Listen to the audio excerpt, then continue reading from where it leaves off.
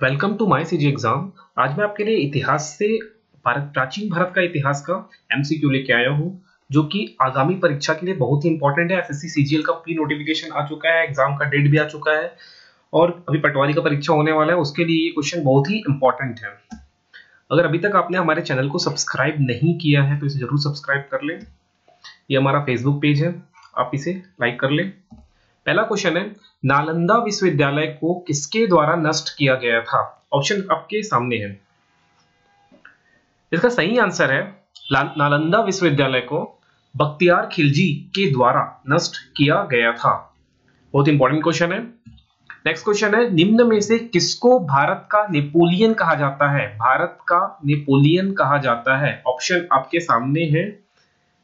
अगर आपको आंसर पता है तो तुरंत कमेंट कर दीजिए। इसका सही आंसर है ऑप्शन ए, समुद्रगुप्त। समुद्रगुप्त को भारत का नेपोलियन कहा जाता है। क्वेश्चन बहुत ही इंपॉर्टेंट है। अगला क्वेश्चन है, रुद्रदमन का जूनागढ़ शिलालेख किस भाषा में है? रुद्रदमन का जूनागढ़ शिलालेख किस भाषा में है? ऑप्शन आपके सामने है। इसका सही आंसर है संस्कृत। रुद्रदमन का जूनागढ़ शिलालेख संस्कृत भाषा में है। अगला क्वेश्चन है, निम्नलिखित में से किस शासक ने अपने शासनकाल में प्रयाग में हर 5 वर्ष में एक बार महामोक्ष सभा का आयोजन करता था? इनमें से कौन सा शासक है जो प्रयाग में महामोक्ष सभा का आयोजन हर 5 साल में एक बार करता था? ऑप्शन आपके सामने है। तो चलिए इसका आंसर मैं बता दूं। इसका जो सही आंसर है वो है हर्षवर्धन। हर्षवर्धन क्या करता था? प्रयाग में एक महामोक्ष सभा का आयोजन करता था। अगला क्वेश्चन है, भारत में किसे चिकित्सा के पिता के रूप में जाना जाता है? भारत में किसे चिकित्सा के पिता के रूप में जाना जाता है? ऑप्शन आपके सामने है। तो चलिए इसका सही आंसर मैं आपको बता दूं। इसका सही आंसर है चरक। चरक को भारत में चिकित्सा के फादर या पिता के रूप में जाना जाता है। अगला क्वेश्चन है, हर्षचरित के लेखक कौन थे? स्क्रीन में ऑप्शन आपके सामने है। हर्षचरित के लेखक कौन थे? तो चलिए इसका आंसर मैं बता दूं। इसका सही आंसर है ऑप्शन ए, बाण भट्ट। बाण भट्ट हर्षचरित नामक पुस्तक के लेखक हैं। अगला क्वेश्चन है, मौर्य वंश का अंतिम सम्राट कौन था? ऑप्शन आपके सामने है। मौर्य वंश का अंतिम सम्राट। तो चलिए इसका आंसर मैं आपको बता दूं। इसका सही आंसर है बृहद्रथ। बृहद्रथ मौर्य वंश का अंतिम सम्राट था। ठीक है। अगला क्वेश्चन है, चरक संहिता किससे संबंधित है? ऑप्शन आपके सामने है। चरक संहिता किससे संबंधित है? योग, मैजिक, आयुर्वेदिक और इनमें से कोई नहीं। तो इसका जो सही आंसर है वो है आयुर्वेद। क्योंकि अभी आपने पढ़ा कि भारत में मेडिसिन या फिर चिकित्सा के फादर किसे कहा जाता है, तो चरक जी को कहा जाता है। तो इसलिए चरक संहिता जो बुक है वो आयुर्वेद से संबंधित एक पुस्तक है।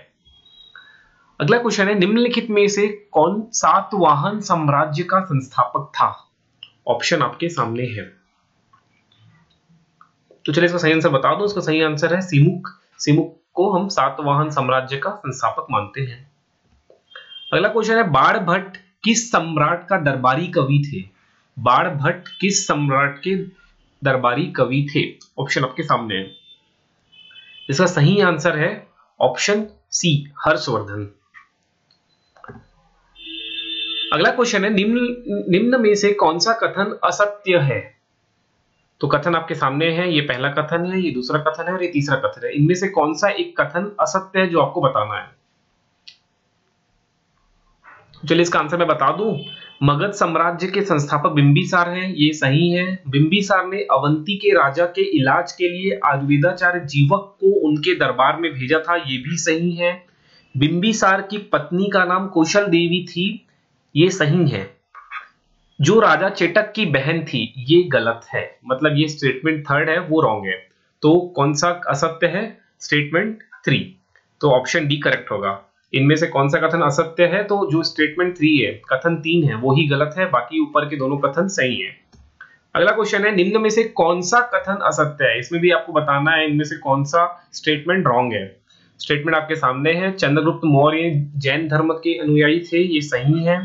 बिंदुसार आजीवक धर्म के अनुयायी थे, ये भी सही है। अशोक के बेटे का नाम जस्टिन था, ये गलत है। अर्थशास्त्र में 18 तीर्थों का उल्लेख है, ये भी सही है।